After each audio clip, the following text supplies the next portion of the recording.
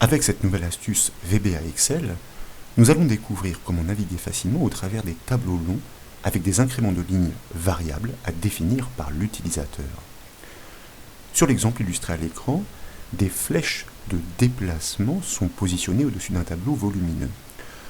L'utilisateur saisit une valeur d'incrément dans la zone de texte du milieu, puis il sélectionne par exemple la première ligne du tableau, comme ici.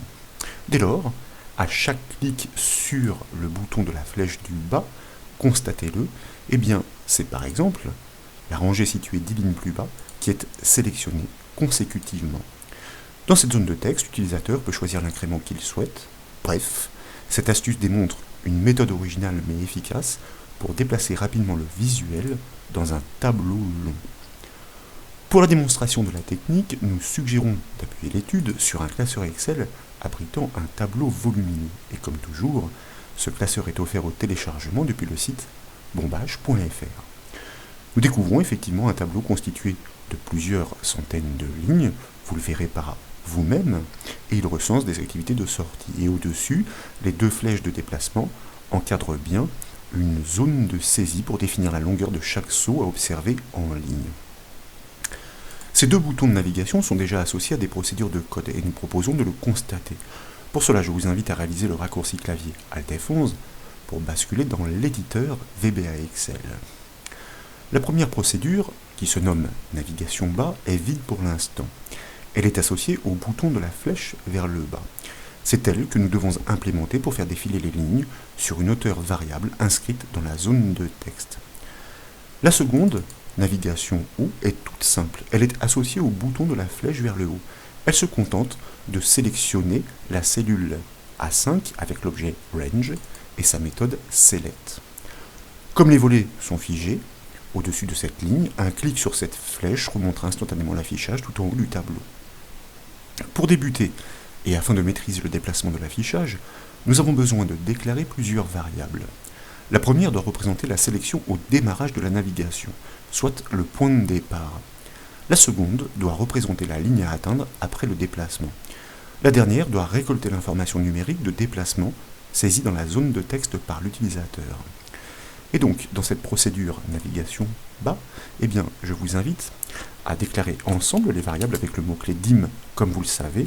La première que je vous propose de nommer, pourquoi pas, ma sélection, et que nous allons typer comme un objet de type range, c'est-à-dire représentant une plage de cellules. Puis, de la même façon, je vous propose de déclarer une variable que nous nommons ligne cell pour ligne sélectionnée et que nous typons elle aussi comme un objet de type range, un objet de type plage de cellules. Bien sûr, nous avons besoin d'une variable numérique pour stocker l'information sur le pas à observer dans le déplacement. Donc nous déclarons une variable que nous nommons incrément et que nous typons comme un entier classique, c'est-à-dire un integer. Dans l'enchaînement, nous devons initialiser ces plages. La première doit pointer sur la sélection active. La seconde doit pointer sur celle qui est repoussée plusieurs lignes plus bas, selon l'indication fournie par l'utilisateur. Et donc, c'est par cette indication que nous devons commencer. Donc, il convient ici effectivement d'initialiser, d'affecter notre variable incrément sur la valeur contenue dans la zone de texte qui se nomme DPLCMT. Sauf que pour pointer dessus, faut-il encore indiquer sur quelle feuille elle se trouve grâce à l'objet Sheets, qui est une collection des feuilles. Mais si nous lui passons précisément le nom de la feuille ciblée en paramètres, naviguer, comme le rappelle l'explorateur de projet, eh bien nous allons pouvoir descendre dans la hiérarchie pour atteindre notre objet DPLCMT pour déplacement, c'est une contraction, c'est ainsi que nous l'avions nommé, avec sa propriété value pour atteindre son contenu, c'est-à-dire la valeur numérique saisie par l'utilisateur que nous allons incrémenter d'une unité. Pourquoi ? Eh bien, tout simplement parce que cette ligne est déjà considérée en quelque sorte dans le déplacement, et donc pour pouvoir observer précisément celui indiqué par l'utilisateur, eh bien, nous devons ajouter une unité. Ensuite, comme il s'agit de variables objets, nous pouvons les initialiser avec le mot-clé set.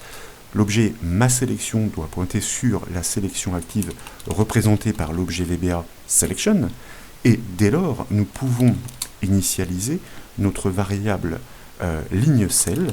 Je recherchais le nom que je lui avais donné, donc c'est ligne cell pour ligne sélectionnée, que nous allons, grâce à l'objet précédent, nous allons pouvoir, en fait, si vous voulez, exploiter ses propriétés. Et méthode, en l'occurrence, ici, c'est une propriété. Et cette propriété, donc pour cet objet ma sélection, se nomme rose.